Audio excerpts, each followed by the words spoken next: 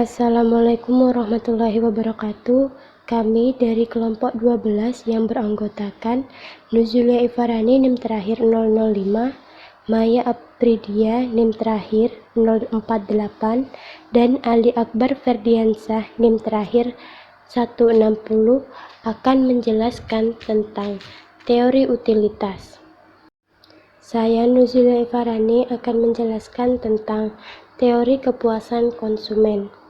Swasta dan Handoko mendefinisikan perilaku konsumen sebagai tindakan individu yang secara langsung terlibat dalam usaha memperoleh dan menggunakan barang dan jasa termasuk kegiatan pengambilan keputusan. Perilaku permintaan konsumen terhadap barang dan jasa akan dipengaruhi oleh beberapa faktor, di antaranya pendapatan, selera konsumen, dan harga barang di saat kondisi yang lain tidak berubah.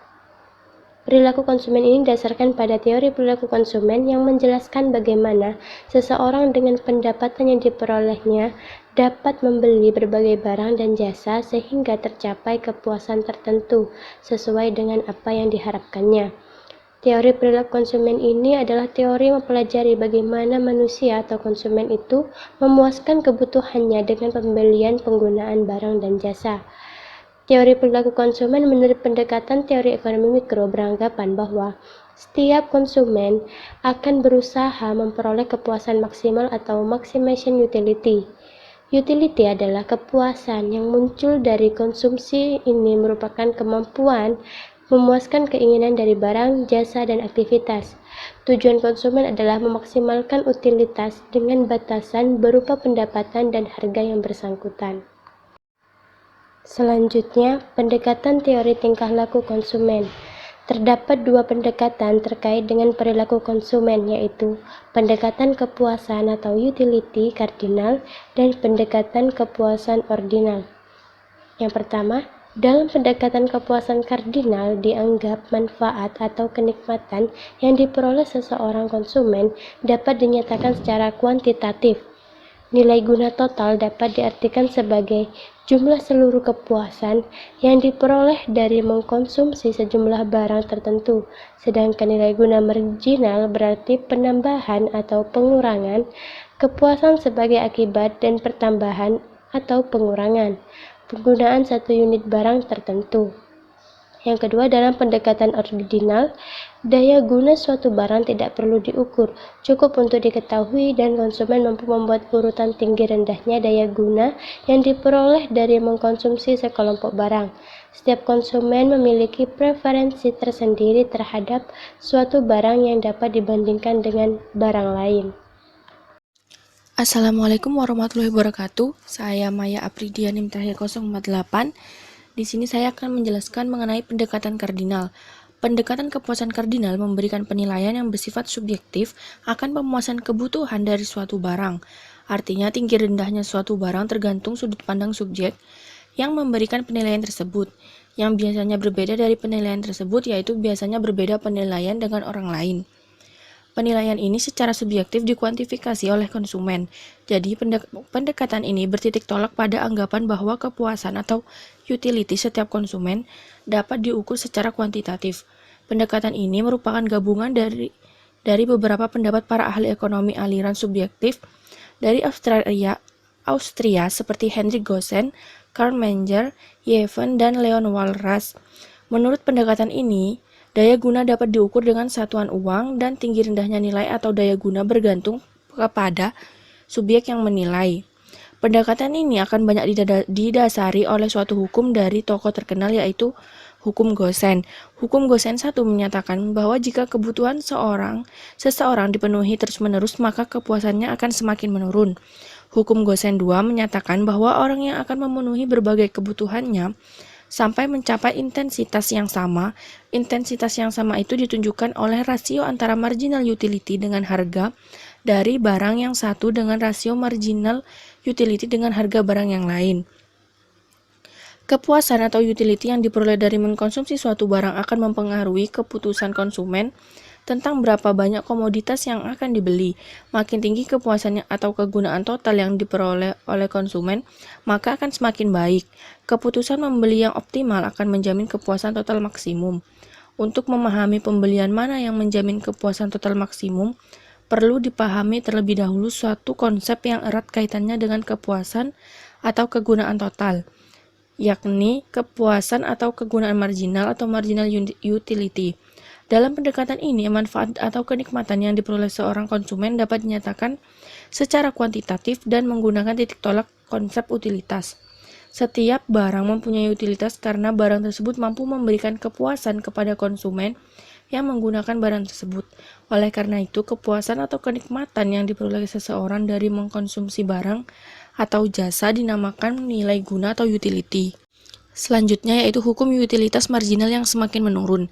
Dalam pembahasan utilitas marginal, kita mengenal adanya hukum utilitas marginal yang semakin menurun atau law of diminishing marginal utility. Hukum ini memainkan peranan penting dalam teori kepuasan konsumen. Hukum tersebut menyatakan bahwa apabila seorang konsumen menambah konsumsi suatu barang atau jasa, maka utilitas marginal yang diperoleh konsumen karena mengkonsumsi barang atau jasa tersebut mula-mula meningkat, namun lambat laun akan menurun setelah mencapai titik tertentu. Keputusan ekonomi yang dilakukan konsumen sangat beragam, namun harus dapat dianalisa secara general dalam membentuk suatu teori. Karena itu, dalam menganalisa teori ekonomi perlu dilakukan penyederhanaan dalam suatu ketentuan umum yang mengikat teori ekonomi perlu dilakukan penyederhanaan dalam suatu ketentuan umum yang mengikat teori berupa asumsi-asumsi. Dalam pendekatan teori tingkah laku konsumen, melalui pendekatan kardinal terdapat sejumlah asumsi yang mesti berlaku. Berikut beberapa asumsi dari pendekatan ini yang harus terpenuhi. Yang pertama, kepuasan diukur dalam satuan uang sehingga dapat dikuantifikasi. Yang kedua, konsumen bersifat rasional yang artinya konsumen bertujuan berdasarkan kebutuhan barang yang dipilih konsumen memberikan kegunaan optimal bagi konsumen. Konsumen memilih barang yang harganya sesuai dengan kemampuan konsumen. Yang ketiga, konsumen memiliki konsistenan dalam preferensi. Setiap konsumen tidak akan berubah preferensinya terhadap suatu barang. Misalnya, jika ia dihadapkan pilihan antara barang A dan barang B, ia akan memilih barang A. Jika dihadapkan pilihan antara barang A dan barang B, ia akan tetap memilih barang A. Untuk menganalisa teori kepuasan konsumen, asumsi-asumsi di atas berlaku dan dibangun sebuah hipotesis yang dikenal dengan hukum utilitas marginal yang semakin menurun.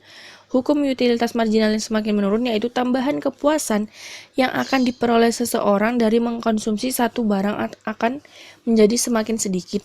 Apabila orang tersebut terus-menerus menambah konsumsinya pada barang tersebut, atau semakin banyak barang atau jasa dikonsumsi pada suatu periode tertentu, semakin menurun tambahan kepuasan atau marginal utility, atau ketika jumlah suatu barang yang dikonsumsi meningkat, utilitas marginal dari barang tersebut cenderung semakin berkurang. Hukum ini dapat dilihat dari grafik utilitas total berikut ini.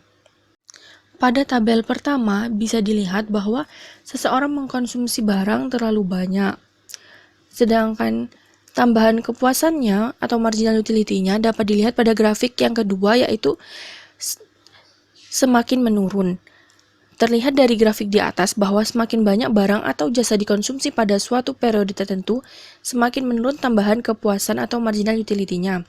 Ketika kita membeli suatu barang yang kemudian kita semakin menambah konsumsi tersebut, maka kepuasan kita untuk membeli barang tersebut juga semakin menurun. Assalamualaikum warahmatullahi wabarakatuh. Saya Alex Ferdiansyah. Di sini saya akan menjelaskan tentang pemaksimuman utilitas. Dalam hal pemaksimuman nilai guna total, pemaksimuman utilitas adalah jika konsumen berada dalam keadaan sebagai berikut. Yang pertama, seseorang akan memaksimumkan utilitas dari barang-barang yang dikonsumsikannya apabila perbandingan utilitas marginal berbagai barang tersebut adalah sama dengan perbandingan harga-harga barang tersebut. Kedua, seseorang akan memaksimumkan utilitas dari barang-barang yang dikonsumsikannya apabila utilitas marginal untuk setiap rupiah yang dikeluarkan adalah sama untuk setiap barang yang dikonsumsikan. Jadi syarat untuk pemaksimuman utilitas adalah setiap rupiah yang dikeluarkan untuk membeli unit tambahan dari berbagai jenis barang akan memberikan utilitas marginal yang sama besarnya. Sekian, terima kasih. Yang kedua ialah utilitas maksimum dan kurva pemetaan. Diberikan contoh jika konsumen ingin membeli produk A dan produk B. Utilitas marginal terhadap setiap produk terlihat pada tabel berikut.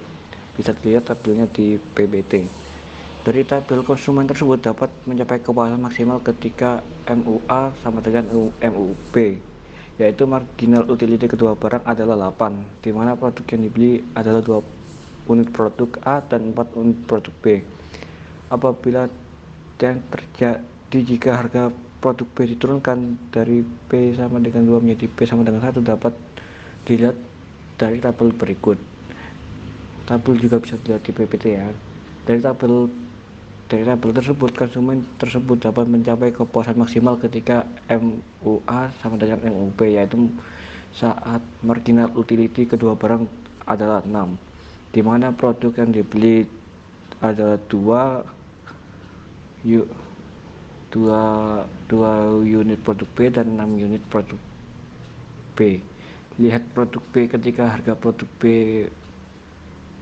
sama dengan 2, konsumen membeli sebanyak 4 unit, dan saat harga diturunkan menjadi P1, jumlah barang yang dibeli meningkat menjadi 6.